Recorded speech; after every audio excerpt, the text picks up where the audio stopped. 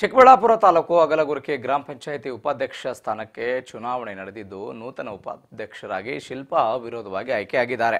ಸದ್ಯ ಸಿಕ್ಕ ಅವಕಾಶವನ್ನು ಬಳಸಿಕೊಂಡು ಉತ್ತಮ ಆಡಳಿತ ನೀಡುವ ಮುಖಾಂತರ ಜನರ ಸಮಸ್ಯೆಗಳಿಗೆ ಸೂಕ್ತ ಪರಿಹಾರ ಕೊಡೋದಕ್ಕೆ ಪ್ರಾಮಾಣಿಕ ಪ್ರಯತ್ನ ಮಾಡಬೇಕಾಗಿದೆ.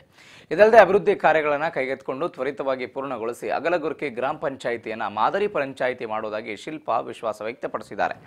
ಇನ್ನು ಗ್ರಾಮ ಪಂಚಾಯಿತಿ ಸದಸ್ಯ ಡಾಕ್ಟರ್ ಎನ್ ಚಂದ್ರಪ್ಪ ಮಾತನಾಡಿ ನೂತನ ಉಪಾಧ್ಯಕ್ಷರಿಗೆ ಅಭಿನಂದನೆ ತಿಳಿಸ್ತಾ ಎಲ್ಲರೂ ಒಗ್ಗಟ್ಟಾಗಿ ಪಂಚಾಯಿತಿ ಅಭಿವೃದ್ಧಿ ಬಗ್ಗೆ ಮತ್ತು ಜನರ ಸಮಸ್ಯೆಗಳ ಬಗ್ಗೆ ಕಾಳಜಿ ವಹಿಸೋಣ ಅಂತ ಮಾತನಾಡಿದ್ದಾರೆ.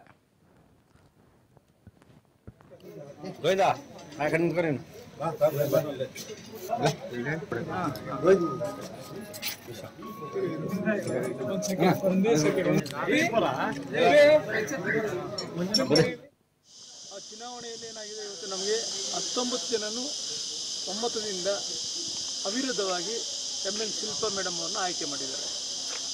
ನಮ್ಮ ಉದ್ದೇಶ ಇಷ್ಟೇ, ನಾವೆಲ್ಲ ಸಂಸದರಾದಂಥ ಡಾಕ್ಟರ್ ಸುಧಾಕರ್ ಅಣ್ಣನವರ ವಿಂಗಿನಲ್ಲಿ ನಾವೆಲ್ಲ ಕಾರ್ಯ ಮಾಡ್ತಾ ಇದ್ದೀವಿ.